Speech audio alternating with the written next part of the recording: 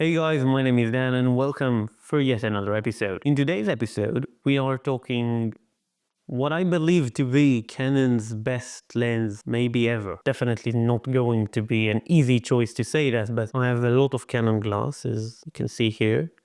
Then this is just some of it, but I do like my Canon lenses. I really do. And I think this one might be the best optically out of any of my other lenses.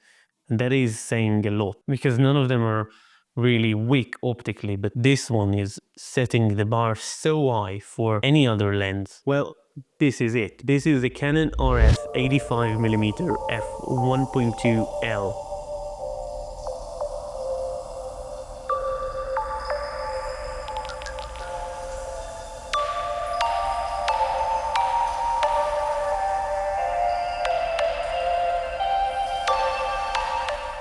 All I can say is this, it's a beast of a lens. The optical quality out of this is absolutely setting the bar for any other 85. It is so pinpoint sharp when you nail that, and the contrast levels are through the roof. The detail that you get out of this in the point of focus at f1.2 is unlike any other lens that I own. It is 200mm f2 level, which is saying a lot because that lens is over $6,000. Not that this lens is cheap, it's over $2,500 or $2,600, so cheap it is not.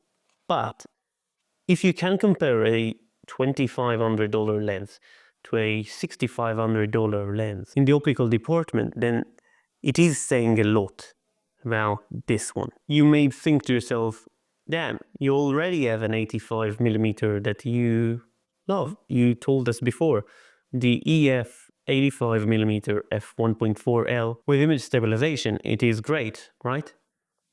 Yes, it's phenomenal. It was absolutely my favorite 85 of all time. It was my favorite lens of all time. You know that. I know that. My friends, all of them know that. This lens right here, the 85mm f1.4L, was my bread and butter lens for a very long time. I've done it all with this one. Extreme heat, extreme cold, snow, blizzards, you name it. This lens has really seen it all. And the performance that I got out of this is absolutely amazing, and I really loved to use it on my 1DX Mark II. It was such an awesome combination, but nowadays, when I adapt it to more modern cameras, mirrorless cameras, it works flawlessly. Don't get me wrong, but I get that adapter in the way, and I seriously don't like it. Not because it makes the performance worse or anything. It doesn't. It works phenomenally well. I just don't like the look of it. This lens by itself is gorgeous, but when paired with the adapter, just seems too long for what it is. And yeah, that's just my reasoning behind trying out this 85 RF even. To be honest, this is the entire reason I've actually tried the 1.2 RF. Nothing about this optical performance was weak in my eyes. Seriously, nothing about the 85 1.4L EF version was weak. It was such an awesome lens for such a long time. Probably still is one of the best 85s ever made. But this one tops everything about that. It is sharper, it has more detail, it gathers more light. The autofocus here is actually snappier than even the 1.4L.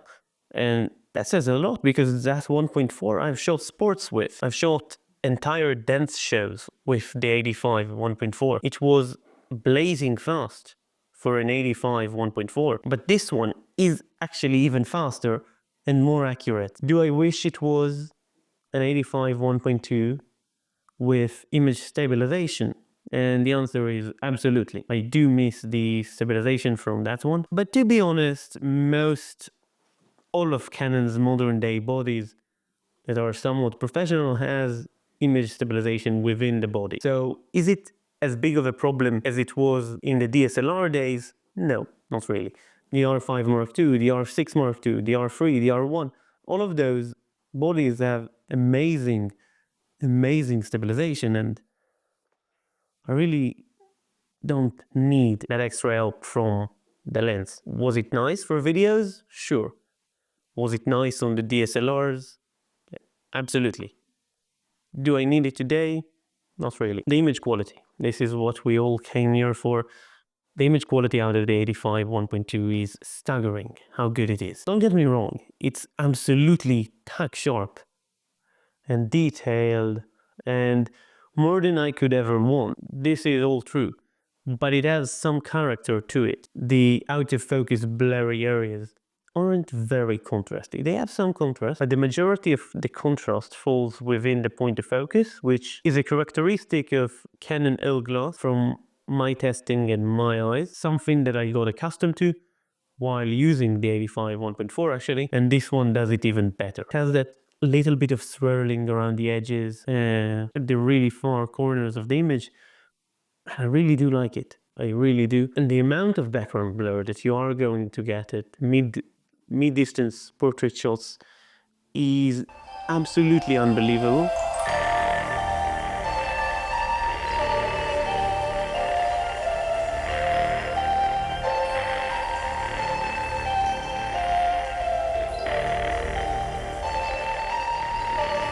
Is this lens heavy? Oh yeah.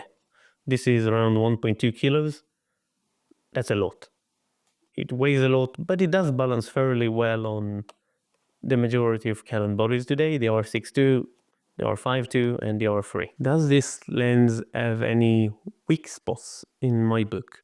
And the answer is actually no. Yes, it's very large and very heavy, but it isn't that much heavier than the 1.4 with the adapter. So being heavy and being big, it's not the biggest problems for me. Do I wish it had an aperture ring on it? And the answer is yes, I do. I wish it looked more like the 35 one for RF VCM, but this one came before that in the lineup. You may want to know how this lens performs in the video department, and I have to say it performs very well. Has focus breathing, but then again, 85, you're really not going to rack focus from infinity to close focus, so is it a problem? Technically, yes, but is it a real problem in everyday scenarios? No, absolutely not. Is the focus smooth in video? The answer is yes. Is it accurate? Absolutely. With newer cameras, absolutely great. And one other thing I really want to tell you about this lens is it creates some unique opportunities while shooting full body portraits in the streets for me, because you can separate a person from the background that much more from an 85 1.4, let's say, and it does get me closer to a 135 look at 1.8 or f2, so I don't have to go as far back. And for me, being closer to the subject makes it more enjoyable to actually shoot with, if that makes sense to you. This lens is a breeze to work with, and I really have nothing bad to say about it. It's great. It works flawlessly. It really does. It's just super big, super heavy, and super expensive. But if you can get over all of this, then this is probably one of the best lenses Canon has ever made. It has no chromatic aberrations. It has no purple fringing. Nothing at all. Absolutely nothing. Well, one thing I really liked about the EF 1.4L is that it was pin sharp, but then again, when I was shooting backlit scenarios, it didn't have a lot of purple fringing or chromatic aberration, pretty much at all. It had some, but it was very well controlled. This one, the 1.2 RF, takes it to a whole other level. See, when shooting this lens backlit, you get no aberrations at all. And some of you might say, yeah, it's possible to remove those in Lightroom. Yes, it is possible, but to not get any aberration from an 85mm lens shot wide open at 1.2 in a backlit situation, this is absolutely amazing. And this is one of the reasons probably why this lens is so big and so heavy and so expensive, because they controlled all of those flaws from before. And this lens really doesn't have any optical flaws. It definitely has a look. It is super sharp and contrasty in the point of focus. The contrast falls down when the subject isn't in focus and the background isn't in focus actually. So it's not as detailed and it doesn't have much clarity to the bokeh, which is really nice. The autofocus is super fast and accurate. It does everything I want an 85mm to do. Yes, it's expensive. Yes, it's heavy and big, but it does all of those things very well. So is it the best Canon lens in the lineup?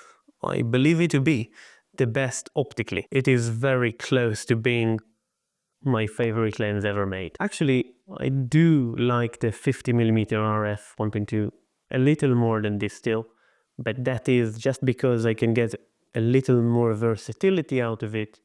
It's a little more versatile to my usage. But this one, as an 85, is the best I've ever used, and I've used quite a lot of them. And I really do like the 85mm look, and this is the best one I've ever used. And optically speaking, this is the best lens Canon has ever made in my book. I don't know about the big whites like the 100 to 300 or the 400 or the 600. I haven't used those, I have no need for them. But from the majority of Canon glass that I've used up to that 200mm f2 lens, this is by far the best optically. And that is saying a lot. Hope you enjoyed this episode, and if you did, leave a like and subscribe, and I will see you in the next one. Bye bye.